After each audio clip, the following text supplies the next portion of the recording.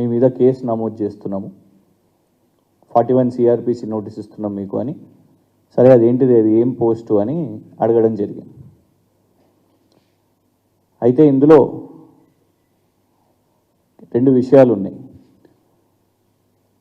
ఆ పోస్టు మీద నేను కన్ఫెస్ చేసినాను, అవును ఆ పోస్ట్ నేనే పెట్టడం జరిగింది, దాన్ని డిలీట్ కూడా చేయము, ఎందుకంటే ఇది మా ఆర్గ్యుమెంట్ కాబట్టి. అండ్ దాన్ని చెప్పింది కూడా మేం కాదు, మాట్లాడింది మేం కాదు, కాంగ్రెస్ నాయకులు, మొన్నటి వరకు కాంగ్రెస్ కోసం ప్రచారం చేస్తున్న యూట్యూబ్ జర్నలిస్టులే చెప్పారు కాబట్టి ఆ ఆరోపణనే మేము చేయడం జరిగింది, ట్వీట్ చేయడం జరిగింది. చిత్రపురి కాలనీలో ఈ దొంగలు బ్రోకర్లు చేసిన వ్యవహారం ఇదంతా వేల కోట్ల రూపాయలకు సంబంధించిన అవినీతి. ఇది ఇక్కడ 3000 కోట్ల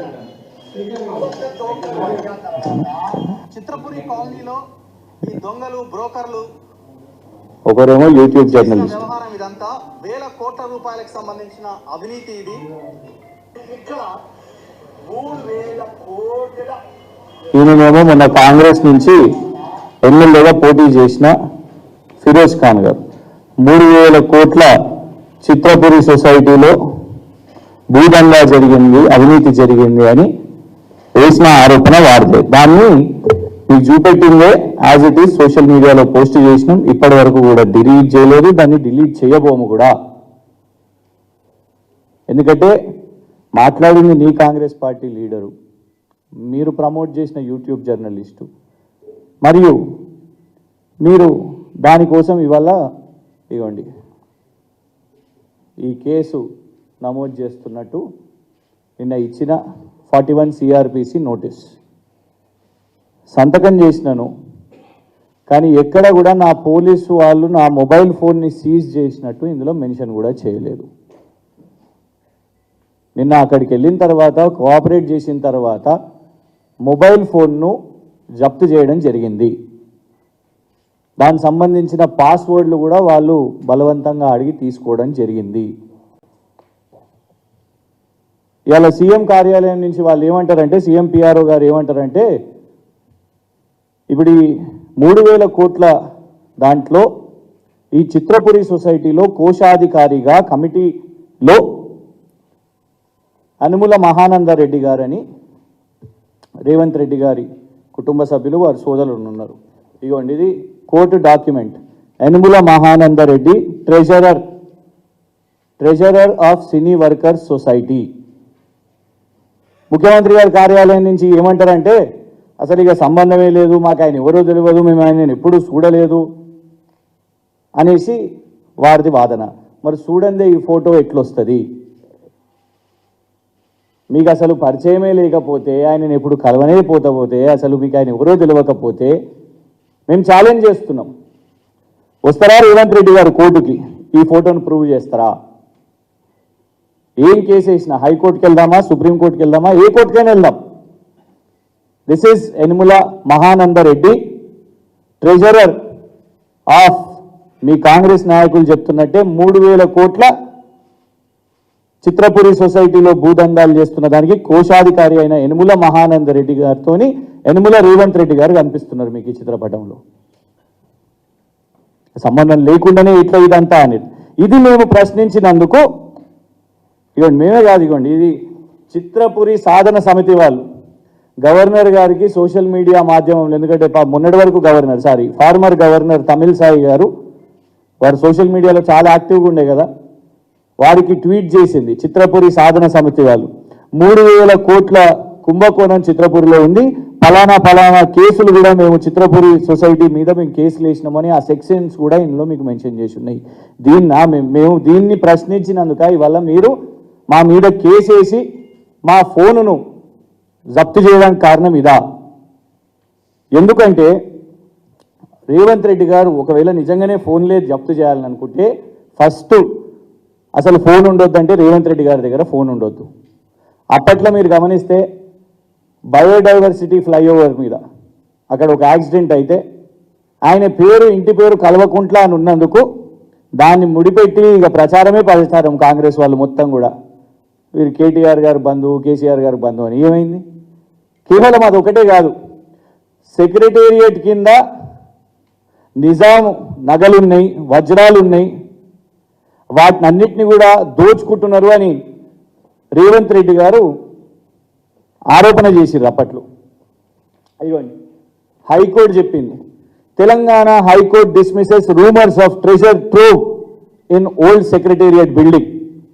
ఎందుకంటే రేవంత్ రెడ్డి గారి ఆరోపణలకు ప్రచారం దొరుకుతుంది. ఇవ్వండి, Revanth Reddy alleges illegal treasure hunt at secretariat.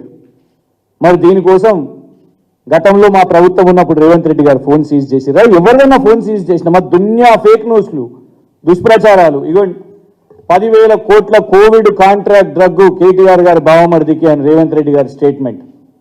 అందరికి తెలిసి ఎవరికి వచ్చిందో కోవిడ్ కాంట్రాక్ట్ డ్రగ్ ఎవరు చేసిరండి? సీరం ఇన్స్టిట్యూట్ వాళ్ళు చేసిర్రు, భారత్ బయోటెక్ వాళ్ళు చేసిర్రు. వచ్చినాయా 10,000 కోట్లు? అయిందా రేవంత్ రెడ్డి గారి ఫోన్ సీజు? అయిందా దీనికోసం కేసు? మేము అనేది ఏంటంటే, ఇట్లా మేమే ఒకవేళ కేసులు వేసి ఫోన్లు జప్తు చేసుడు ఇవన్నీ చేసి ఉంటే ఇవాళ నిజంగా ఒక ప్రతిపక్షమైనా లేకుంటే ప్రజాస్వామ్యమైనా లేకుంటే రేవంత్ రెడ్డి గారైనా రాజకీయాలు చేసేవారు కాదు. ఏ విధంగా అయితే ఇవాళ మీరు అంటున్న ఇంద్రమ్మ పాలన, ప్రజాపాలన, ఓ ప్రజాస్వామ్యం ఉంటుంది అని అంటున్నారు కదా, సోషల్ మీడియాలో పోస్ట్ వేసినందుకు, అది కూడా ఎవరు? మీ కాంగ్రెస్ నాయకులు మాట్లాడిందే, జర్నలిస్టులు యూట్యూబ్లలో జర్నలిజం చేసేటోళ్ళు మాట్లాడిన దాన్ని పెడితే దానికి మీరు ఫోన్ జప్తు చేయడం. ఖచ్చితంగా దీని విషయం మీద మేము న్యాయ పోరాటం చేస్తాం. ఎందుకంటే ఇవాళ అలవాటైపోయింది విచారణ సంస్థల పేరు మీద, విచారణ పేరు మీద, దర్యాప్తు పేరు మీద. మొన్న కూడా గౌరవనీయులు మా శాసన మండలి సభ్యులు కవిత గారి విషయం మీద కూడా మీరు గమనిస్తే ఈడీ వాళ్ళు ఫోన్ నంబర్స్ని బయటికి రివీల్ చేయడం, ప్రైవసీ ఉంటుంది, freedom of speech and expression ఎంత ముఖ్యమో ఒక వ్యక్తి ప్రైవసీ కూడా అంతే ముఖ్యమని గౌరవ సుప్రీంకోర్టు చెప్పడం జరిగింది. విచారణ పేరు మీద ఫోన్లు జప్తు చేస్తారు.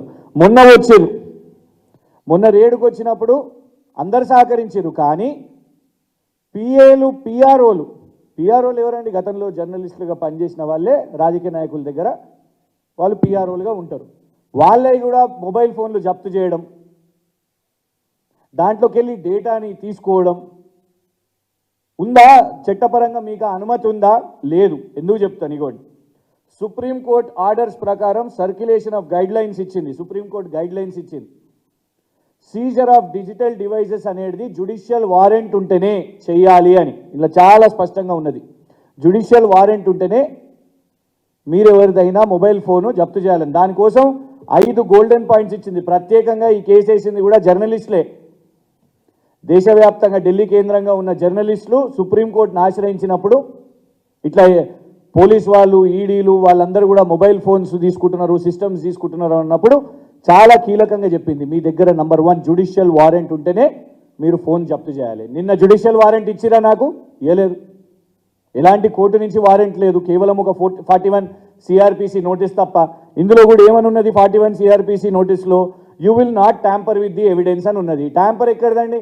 నా ఫోనే తీసుకున్నారు కదా మీరు, అందులోనే ఎవిడెన్స్ ఉన్నది. వాళ్ళు ట్యాంపర్ చేస్తే ఇవాళ నాకు అనుమానం ఉన్నది. అందులో కీలకమైన రీసెర్చ్ డేటా ఉన్నది. బాజాప్తా ఇవాళ చెప్తున్నాం. అవును, రేవంత్ రెడ్డి గారి కుటుంబానికి చెందిన వ్యక్తులు ఎవరైతే వ్యాపారాలు చేస్తున్నారో, దందాలు చేస్తున్నారో వాటి మీద మేము రీసెర్చ్ చేస్తున్నాము. ఆ రీసెర్చ్ మెటీరియల్ ఆ ఫోన్లో ఉన్నది. కాదా? వాస్తవం కాదా? రేవంత్ రెడ్డి గారు మీ వియంకులు వారు ఎన్నో బ్యాంకుల నుంచి రుణాలు తీసుకొని చైనా కంపెనీలతోని వ్యాపారాలు చేస్తున్నట్టు పేరు మీద ఎగవేత చేస్తే సిండికేట్ బ్యాంకు నీలామీ చేసింది. వాస్తవం కాదా? ఆ ఆస్తుల యొక్క డాక్యుమెంట్స్ అందులో ఉన్నాయి. బ్యాంక్ ఆఫ్ బరోడా వాళ్ళ దగ్గర కూడా మీరు లోన్లు తీసుకొని మీరు మళ్ళా బ్యాంకు నీలామీ చేస్తుంటే అట్లాంటి డాక్యుమెంట్స్ అందులో ఉన్నాయి. రకరకాల దందాలు వాళ్ళు ఏదైతే చేస్తున్నారో, భూపాల్ ఇన్ఫ్రాస్ట్రక్చర్ కానివ్వండి, మ్యాక్స్ బిఎన్ ఫార్మా కానివ్వండి, మగధ రియల్ ఎస్టేట్ కానివ్వండి, మొన్న పెట్టిన గీతా ఆటోమోటివ్ కానివ్వండి, ఇట్లాంటి ఎన్నో చేస్తున్నారు. మేము రీసెర్చ్ చేస్తున్నాం. అందులో పరిశోధనకు సంబంధించిన ఎన్నో డాక్యుమెంట్స్ ఉన్నాయి.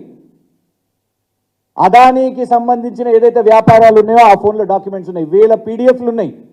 ఎందుకు అవసరం వచ్చింది మీకు మొబైల్ ఫోన్? ఎందుకు కవిత గారి పిఏల పిఆర్ఓల మొబైల్ ఫోన్స్ ఎందుకు అవసరం వచ్చింది? ఇందులో చాలా స్పష్టంగా ఉన్నది. సుప్రీంకోర్టు ఇచ్చిన గైడ్ లైన్లో compelled disclosure of passwords is forbidden unless any statute expressly allows for it. It is forbidden. నిన్న పోలీసు వాళ్ళు పాస్వర్డ్లు అడగడం జరిగింది. నిన్న మొబైల్ ఫోన్ పాస్వర్డ్ కానివ్వండి, ఆ యాప్ కానివ్వండి, వాళ్లకు క్లియర్గా నేను కన్ఫెస్ చేసిన, అవును మేమే పోస్ట్ చేసినాం, దాంట్లో కోర్టుకు కూడా మేము చెప్పడానికి సిద్ధంగా ఉన్నాం.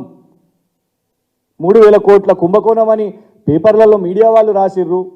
దాంట్లో యనుమల మహానందరెడ్డి గారు ట్రెజరర్ అని తెలిసిన విషయం వాస్తవమే. ఇవన్నీ డాక్యుమెంట్స్ ఆధారంగా మేము కోర్టుకు పోతాం. నిజంగానే ఒకవేళ రేవంత్ రెడ్డి గారికైనా లేకుంటే వారి కార్యాలయానికైనా దీని విషయంలో ఇది కాదు, మేము వేసిన ఆరోపణలు ఏదో తప్పు ఉందంటే మీరు విచారణ చేపట్టాలి కదా. ఆ 3,000 కోట్ల కుంభకోణం అని మీద ఏదైతే ఈ యనుమల మహానందరెడ్డి మీద మేము వేసిన ఆరోపణ, ఆ పోస్టులో మేము చెప్పింది తప్పైతే మీరు విచారణ చేపట్టండి. కానీ ఫోన్ తీసుకోవడానికి మీకు ఎలాంటి హక్కు ఉన్నది? ఎందుకు ఫోన్ని సీజ్ చేసిండ్రు? అందులోకి వెళ్ళి ఏం డేటా కావాలి? సోషల్ మీడియాగా ఇలా నలుగురం కూడా మేము కన్వీనర్లం ఇక్కడ ఎందుకు కూర్చున్నాము అని అంటే, సోషల్ మీడియాకు సంబంధించిన మా స్ట్రక్చర్ ఉంటుంది, గ్రామ స్థాయిన మా డేటా ఉంటుంది. వాళ్ళందరూ కూడా మెసేజెస్ చేస్తూ ఉంటారు. ఇది ఎవరి మీద ఒత్తిడి పెట్టడానికి? మేము అధికారంలో ఉన్నప్పుడు రేవంత్ రెడ్డి గారు ఎన్నో అబద్ధపు ప్రచారాలు, ప్రొపగాండా, దుష్ప్రచారాలు, కార్టూన్లు, కేసీఆర్ గారి మార్ఫింగ్లు, ఆఖరికి రేవంత్ రెడ్డి గారు కేసీఆర్ గారు మనవన్ని కూడా వదలలేదు. అవన్నీ చేసినప్పుడు మేము కేసులు వేసినామా? రేవంత్ రెడ్డి గారు ఫోన్ని సీజ్ చేసినామా? లేదు. ఏ కాంగ్రెస్ నాయకునైనా ఆ వర్కింగ్ ప్రెసిడెంట్ గారు ఎవరైతే మా మీద ఫిర్యాదు ఇచ్చిర్రో వారి ఫోన్ని సీజ్ చేసినామా? సోషల్ మీడియాలో పోస్ట్ పెడితే ఫోన్లు సీజ్ చేయడమా? గిదా ఇంద్రమ్మ పాలన అంటే? ఇంద్రమ్మ పాలన అంటే మళ్ళా 1975 ఎమర్జెన్సీ అని వాళ్ళ ఉద్దేశం అని అర్థమవుతున్నది. బరాబర్ పోరాటం చేస్తాం. రాష్ట్ర వ్యాప్తంగా ఉన్న మా సోషల్ మీడియా సోదరులకు కూడా మేము చెప్తున్నాం, ఇవాళ ఫోన్లు సీజ్ చేసినంత మాత్రాన మా డేటాని చోరీ చేసుకొని బలవంతంగా మా కాంటాక్ట్స్ కానివ్వండి, మేము చేస్తున్న రీసెర్చ్ని కానివ్వండి, ఆ ఇన్ఫర్మేషన్ తీసుకున్నంత మాత్రాన మేము భయపడిపోతామా? ఖచ్చితంగా కలిసికట్టుగా నిలబడతాం. కింది స్థాయిలో గ్రామ గ్రామాన మా సోషల్ మీడియా వాళ్ళ మీద కాంగ్రెస్ నాయకులు దాడులు చేస్తున్నారు. మొన్న చూసినాం ధర్మపురిలో, అక్కడున్న ఎమ్మెల్యే గారు ఆడియోనే వచ్చింది. ఆ ఎమ్మెల్యే గారు వాళ్ళ నాయకులు వాళ్ళు మాట్లాడుతున్న దాంట్లో మా సోషల్ మీడియాలో యాక్టివ్గా ఉన్న మాధవ్ తను అక్కడ వీడియోస్ చేస్తూ ఉంటాడు, స్థానిక వీడియోస్ చేస్తూ ఉంటాడు. తన మీద దాడి జరిగింది. యూట్యూబ్లో వార్తలు చెప్తున్న, జర్నలిజం చేస్తున్న శంకర్ మీద దాడులు జరిగినాయి. అంటే ఒత్తిడి పెట్టే ప్రయత్నం చేస్తున్నారు. ఇలాంటి భయపెట్టే చర్యలు చేస్తే భయపడ రేవంత్ రెడ్డి గారు. దీని మీద పోరాటం చేస్తాం. ఖచ్చితంగా కోర్టులో పిటిషన్ వేస్తాం. ఏ బేసిస్లో మొబైల్ ఫోన్ని జప్తు చేసిరు మీరు? సుప్రీంకోర్టు గైడ్ లైన్స్ని మీ ముందు పెట్టి దీని ఆధారంగా న్యాయ పోరాటం చేస్తాం. ఎందుకంటే నిన్న రాత్రి నుంచి ఫోన్ వాళ్ళ దగ్గరనే ఉంది. దాంట్లోకి వెళ్ళి ఎలాంటి కీలక ఇన్ఫర్మేషన్ తీసుకుంటారు అనేది వాళ్ళ మాకు అనుమానం ఉన్నది. ఫోన్లు ఎందుకు అవసరం వచ్చినాయి? దేశవ్యాప్తంగా ఎక్కడ కూడా కొత్త విచిత్రంగా మొన్న కవిత గారి కేసులో కానివ్వండి, ఇది కానివ్వండి, ఎందుకు ఫోన్లు తీసుకుంటున్నారు? పిఏలు పిఆర్ఓల ఫోన్లు ఎందుకు తీసుకుంటున్నారు? విద్యపరంగా నేను ఒక లా గ్రాడ్యుయేట్ని, జర్నలిజంలో పిహెచ్డి మొన్ననే సబ్మిషన్ చేసినాను ఉస్మానియా యూనివర్సిటీలో. పరిశోధన చేస్తాం. This is what investigative journalism. ఎన్నో తీసినాం, ఎన్నో విషయాలు తీసినాం. అదానికి ఎట్లా బయ్యారం కట్టబెట్టిర్రో రీసెర్చ్ చేసి చూసినాం. ఆ డాక్యుమెంట్స్ అందులోనే ఉన్నాయి. ఆ ఫోన్ ఎందుకు అవసరం వచ్చింది రేవంత్ రెడ్డి గారు మీ ప్రభుత్వానికి? ఎంత జల్ది అయితే మా డిమాండ్ ఏంటిదంటే తక్షణమే ఆ ఫోనుని కోర్టులో డిపాజిట్ చేయాలి. అది రేవంత్ రెడ్డి గారి పోలీస్ దగ్గర ఉంటే సురక్షితంగా ఉండదు. మాకు పూర్తి అనుమానాలు ఉన్నాయి. రాష్ట్ర వ్యాప్తంగా ఉన్న మా బేస్ కానివ్వండి, మా గ్రామస్థాయి కమిటీలు కానివ్వండి, గ్రూపులు కానివ్వండి, అవన్నీ చూడడానికే ఈ ఫోన్ అసలు నిజంగానే ఇంకా మాదాపూర్ పిఎస్లు ఉందా, రేవంత్ రెడ్డి గారి దగ్గర చేరిందా అనేది మాకు ఒక అనుమానం ఉన్నది. దయచేసి పోలీసులను కూడా మేము కోరుతున్నాం, రేవంత్ రెడ్డి గారు చేస్తున్న రాజకీయంలో మధ్యలో మీరు పావులుగా మారకండి. అధికారం శాశ్వతం కాదు. మీరు ఏ విధంగా వచ్చిన 100 రోజుల్లోపే మీరు ఈ విధంగా చేస్తుంటే కరెక్ట్గా ఉండదు. మేము ఇలా చేయలేదు. ఒక్క పేరు చెప్పండి ఎవరిదన్నా ఇట్లా ఫోన్లు. అరే యూట్యూబ్లను పెట్టేసి మా మీద ఎన్ని అబాండాలు బూతులు తిట్టినా కూడా, ఏనాడు ఎక్స్టార్షన్లకు చేసినా కూడా ఏనాడు ఎవ్వరి ఫోన్ సీజ్ కాలేదు. ఇదా మీరు చెప్తున్న ప్రజాస్వామ్యం? దీని మీద త్వరలో ఇమీడియట్గా ఈ అన్ని బేసిస్గా ఒక ఆల్రెడీ నిన్న లీగల్ టీంతోనే వెళ్ళడం జరిగింది. దీని మీద న్యాయ పోరాటం చేస్తాం. సుప్రీంకోర్టు అయినా పర్లేదు, హైకోర్టు అయినా పర్లేదు, డెఫినెట్గా దీని మీద పిటిషన్ చేసి, ఎందుకంటే మొబైల్ ఫోన్ వాళ్ళ దగ్గరనే ఉన్నది, అందులో కీలకంగా డేటా ఉన్నాయి, లాక్ చేసినాను. అయినా కూడా వాళ్ళు దాని పాస్కోడ్స్ అవన్నీ కూడా అడిగారు. కాబట్టి డెఫినెట్గా వాళ్ళు చేసిన దాంట్లో ఎక్కడ కూడా ఇన్ టెక్స్ట్ వాళ్ళు తీసుకోలేదు దట్ నా మొబైల్ ఫోన్ని సీజ్ చేసిండ్రు అనేది ఎక్కడ కూడా మాతో రాపించుకోలేదు. కాబట్టి ఖచ్చితంగా దీని మీద లీగల్ రెమెడీస్ విషయంగా లీగల్ కేసు ముందుకు పోతుంది. Thank you.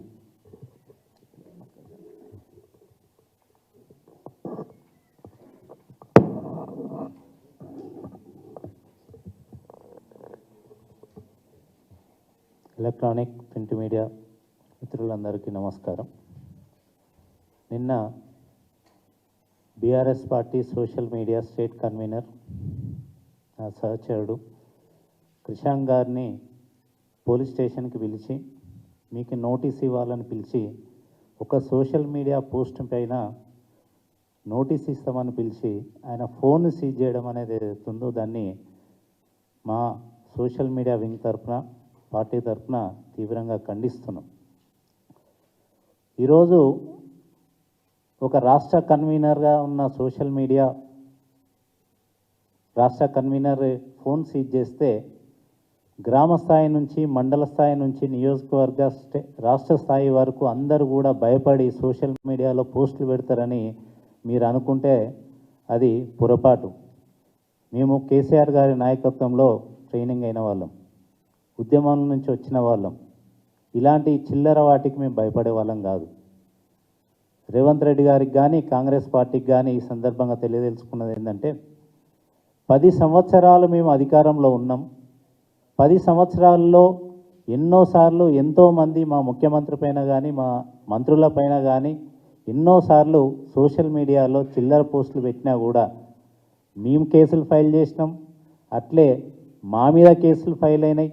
ఈ 10 సంవత్సరాల్లో ఎన్నో జరిగినా కూడా ఏ ఒక్క రోజు కూడా ఏ ఒక్కరి ఫోన్ కూడా సీజ్ చేయడం జరగలేదు. ఈరోజు ఎందుకు చేస్తున్నారు? ఇది వచ్చి 100 రోజులు కాలేదు. మీకు చేతనైతే మీరు ఇచ్చిన హామీలు 6 గ్యారంటీల పేరుతోనే ఇచ్చిన 13 గ్యారంటీలను మీరు 100 రోజుల్లో ఏదైతే అమలు చేసి చూపిస్తామన్నారో అది చేసి చూపియండి. మీరు ఇచ్చిన 420 420 హామీలను నిలబెట్టుకోండి, చూపియండి, ప్రజలకి చెయ్యండి. ప్రజల తరపున మీరు ఇచ్చిన హామీలు ఎందుకు నెరవేరుస్తలేరు అని మేము ప్రశ్నిస్తే మా ఫోన్లు సీజ్ చేస్తారా? ప్రజల తరపున పోరాడితే మా ఫోన్లు సీజ్ చేస్తారా? ప్రజల తరపున ప్రశ్నిస్తే మా మీద దాడులు చేస్తారా? మొన్న చూస్తే తుంగతుర్తిలో మా సోషల్ మీడియా మిత్రుడు సురేష్ పైన, నిన్నగాక మొన్న ధర్మపూర్లో సల్వాజీ మాధవ్ పైన, అదేవిధంగా ఇంకొక 2-3 సోషల్ మీడియా మిత్రుల పైన కేసులు పెట్టడం, వీలైతే రౌడీలతో, గూండాలతో దాడులు చేయించడం, లేకపోతే పోలీసులతో కేసు పెట్టియడం. ఇది ఈరోజు జరుగుతున్న ఇక్కడ కాంగ్రెస్ ప్రజాపాలన ఎట్లుంది అనేది మీరు అర్థం చేసుకోవచ్చు. ఒక పక్క మోడీ పైన మీ నాయకత్వం ఢిల్లీలో ప్రజాస్వామ్యం లేదు అని పోరాటం చేస్తుంటే, ఇక్కడ మీరు అదే పని చేస్తున్నారు కదా, మీకు ప్రశ్నించే హక్కు ఉందా ఢిల్లీలో మోడీని? రాహుల్ గాంధీ గారు మీరు చెప్పాలి. ఈరోజు మీరు ఢిల్లీలో ఏమైతే చేస్తున్నారో, దేని మీద అయితే పోరాడుతున్నారో అదే పని మీ పార్టీ ఇక్కడ చేస్తున్నది కదా. ఏ 10 సంవత్సరాలు ఎప్పుడైనా జరిగిందా ఇటువంటిది? లాకప్ డెత్తులు, దాడులు, గూండాయిజం, కబ్జాలు, సోషల్ మీడియా పోస్టులపైన కేసులు, దాడులు, జర్నలిస్టులపైన దాడులు, ఈ ముఖ్యమంత్రి సెక్రటేరియట్లో అడుగుపెట్టిన మొదటి రోజు నుంచి కూడా జర్నలిస్టుల పైన దాడులు జరుగుతున్నాయి, యూట్యూబర్ల పైన దాడులు జరుగుతున్నాయి. ఒక్కసారి కూడా ఎవరు స్పందించలే. మీకు దమ్ము ధైర్యం ఉంటే, మీకు చేతనైతే రైతులకు నీళ్ళు వస్తలేవు, రైతుల పొలాలకు నీళ్ళు వస్తలేవు, అక్కడికి పోయి మాట్లాడండి. ఒక్కరన్నా ఒక్క ముఖ్యమంత్రి కానుంచి మంత్రి అయినా ఏ కాంగ్రెస్ ఎమ్మెల్యే అయినా ఒక్క రైతు దగ్గర పోయి పరామర్శించిన వడగళ్ళ వాన గురించి కానీ కరువు గురించి కానీ.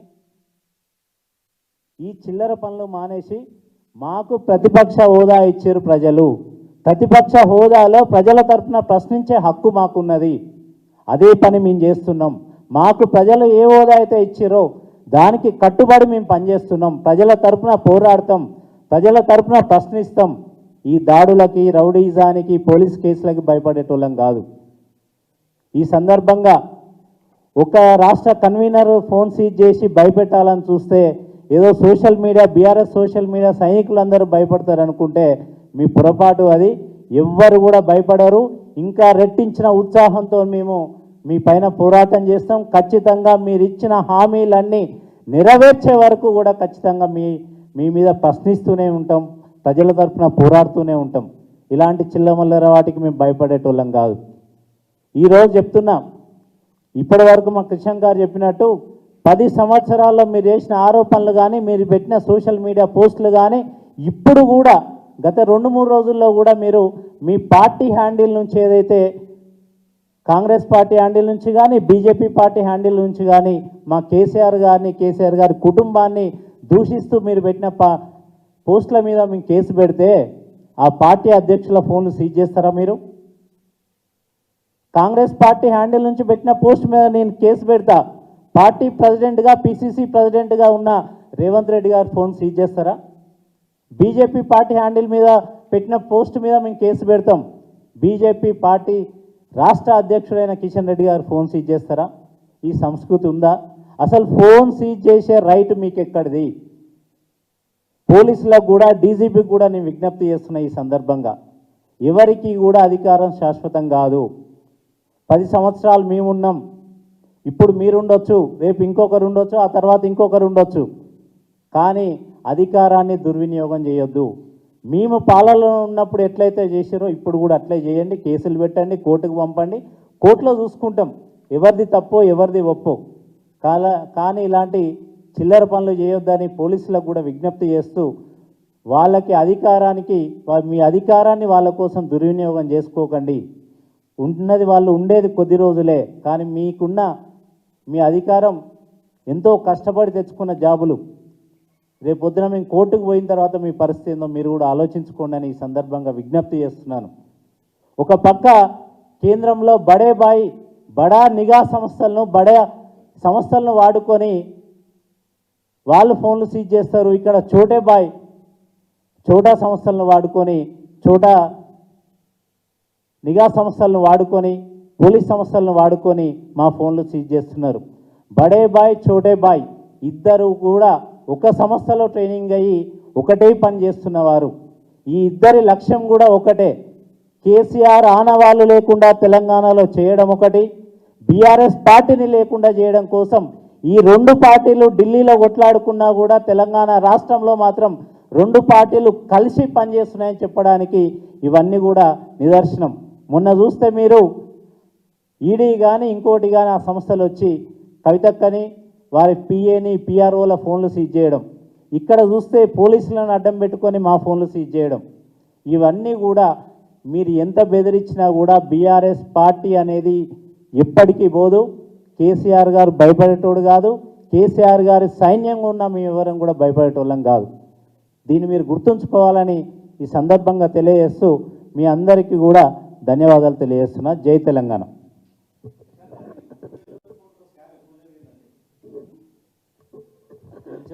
తేల్చాల్సింది దర్యాప్తు సంస్థలండి. ఇప్పుడు మళ్ళీ మేము చెప్తే మళ్ళీ ఒక కేసు పెడతారు. ఎందుకంటే ఈ కమిటీ అవును అవును అంటే రీజన్ ఏంటంటే మొన్ననే కోర్టు దీని మీద తీర్పు ఇచ్చింది, దాదాపు 2 నెలల మీద. నేను దాని బేసిస్గా మాట్లాడుతున్నాను. కోర్ట్ హ్యాస్ గివెన్ ఆర్డర్ ఇచ్చినప్పుడు ఆర్డర్లో ఇందులో నేమ్స్ మెన్షన్ చేసింది, కమిటీ నేమ్స్ మెన్షన్ చేసింది. అందులో ట్రెజరర్గా అనుములం మహానందరెడ్డి గారు ఉన్నారు. So I have to go by the court. ఏదో నేను దాన్ని ఏంటంటే కాంగ్రెస్ లీడర్స్ మాట్లాడారు కాబట్టి మేము దాన్ని పోస్ట్ చేసినాం. వాళ్ళు ధర్నాలు చేపట్టారు, కాంగ్రెస్ లీడర్స్ మాట్లాడారు, జర్నలిస్ట్ ఫ్రెటర్నిటీ మాట్లాడారు. కానీ ఎప్పుడు జరిగింది, దానికి కోర్టు ఎప్పుడు తీర్పిచ్చింది, దాని మీద ఏ కమిటీకి ఇచ్చింది అనేది మాత్రం this is the court order sir. నేను ఈ కాపీ కూడా మీకు ఇస్తాను.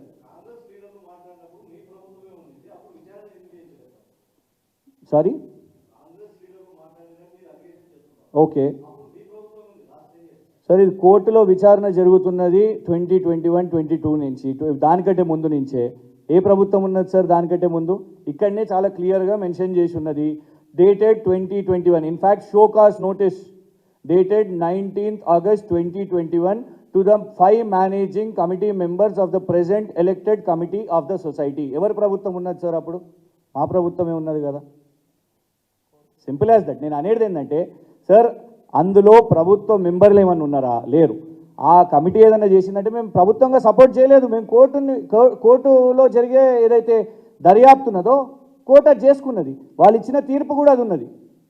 దాన్ని ప్రొటెక్ట్ చేసిన వ్యక్తి ఎవరు అనేది మాత్రం ఖచ్చితంగా దాని మీద చర్చ చేయాలి. ఈ మహానందరెడ్డి, అనుముల మహానందరెడ్డి వెనుక అనుముల రేవంత్ రెడ్డి గారు ఉంటే please come forward.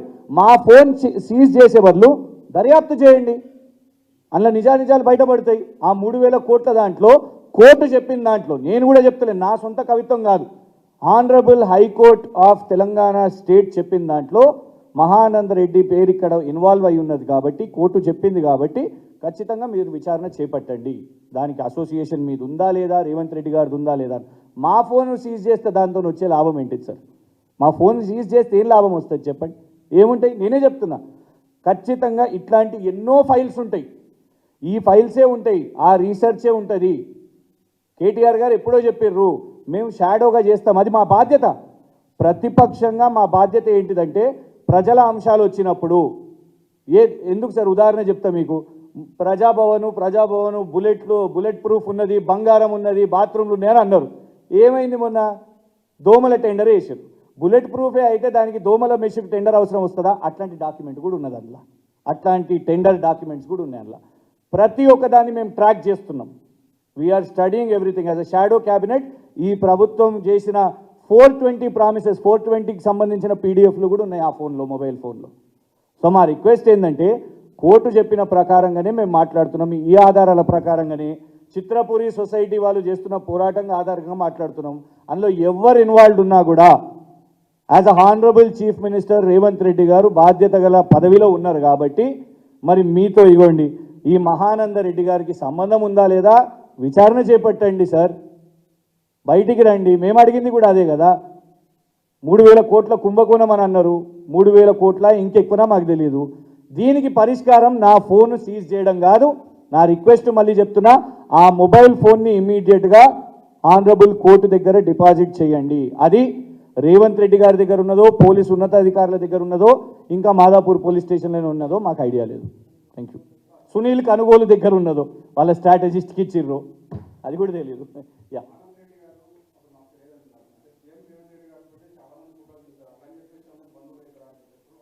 Sir, Kalvakuntla melon రావు అని ఎవరో పేరున్నంత మాత్రాన కూడా అప్పుడు మస్తు ప్రచారం చేశారు.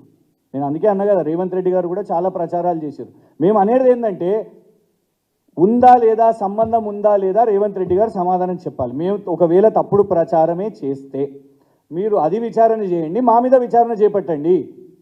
మీకేం అధికారం ఇచ్చారు మొబైల్ ఫోన్లు సీజ్ చేయడానికి? ఇది ఎక్కడ కొత్త సంస్కృతి? మేము అనేది ఏంటంటే, ఇగోండి సరే, ఉట్టిగా ఫోటో దిగినరా, లేదు టైంపాస్ ఫోటో దిగిరా, నేనే చెప్తున్నా, మమ్మల్ని రేపటి దినమంటారు మేమే మార్ఫింగ్ చేసిర్రా, గో ఫర్ ఇట్. కోర్టుకి వెళ్దాం చెప్తున్నాను కదా, నేను కోర్టుకి వెళ్తాను. మీరు ఎట్లాగో ఇప్పుడు నా మొబైల్ ఫోన్ సీజ్ చేసిరు కాబట్టి నేను పిటిషన్ పెడతాను. నేనే చెప్తున్నా, ఛాలెంజ్ చేస్తున్నా, మేమేమైనా ఎడిటింగ్ చేసినామా అని అంటే పెట్టండి, ఫోరెన్సిక్ వాళ్ళకి పంపించండి. ఇది ఒరిజినల్ రిపోర్టో కాదో, సంబంధాలు ఉన్నాయో లేవో తెలుస్తుంది. అరే ఎవరెవరో రాష్ట్రంలో ఏది చేసినా కూడా కేసీఆర్ గారికి ముడిపెట్టిరు కదా. మరి ఇక్కడ అనుముల మహానందరెడ్డి గారు ఏదైతే కోర్టు చెప్పిందో, ఆయన మంచి ఇవ్వండి, ఇది కనబడుతున్నది, చేయండి మా మీద విచారణ. కానీ హౌ ఆర్ యూ జస్టిఫైయింగ్? దాని బేసిస్గా మేము మొబైల్ ఫోన్స్ సీజ్ చేస్తామంటే రేపటి దినం జర్నలిస్టులు మీరెన్నో వార్తలు వేస్తారు. నేను ఎందుకు చెప్తున్నా అంటే ఇది చిన్న విషయం కాదు. ఇందులో కేసు కంప్లైనెంట్ ఎవరు? వర్కింగ్ ప్రెసిడెంట్ మహేష్ గౌడ్ గారు. మొన్న బేగంపేట్ ఎయిర్పోర్ట్లో చంద్రబాబు నాయుడు గారు, రేవంత్ రెడ్డి గారు సమావేశం అయినరు అని ఒక పత్రిక రాసింది. ఆ పత్రిక మీద కేసేసింది ఎవరు? సేమ్ మహేష్ గౌడ్ గారు. అంటే రేవంత్ రెడ్డి గారిని ప్రశ్నిస్తే రేవంత్ రెడ్డి గారు వారి గాంధీ భవన్లో ఉన్న వర్కింగ్ ప్రెసిడెంట్ మహేష్ గౌడ్ గారిని వాడుకొని పోలీస్ని వాడుకొని ఇవాళ మీరు ప్రశ్నించే గొంతుకలు అంటారా, లేకుంటే మేము రేస్ చేస్తున్నదాన్ని అంటారా? ఇప్పుడు మీడియా చేస్తున్నది జర్నలిజమే. ఒక పత్రిక రాసింది దాని గురించి. ఇక చంద్రబాబు నాయుడు గారి సమావేశం ఎంతసేపు అయింది, అదంతా క్లారిటీ ఇవ్వాలి, క్లారిఫికేషన్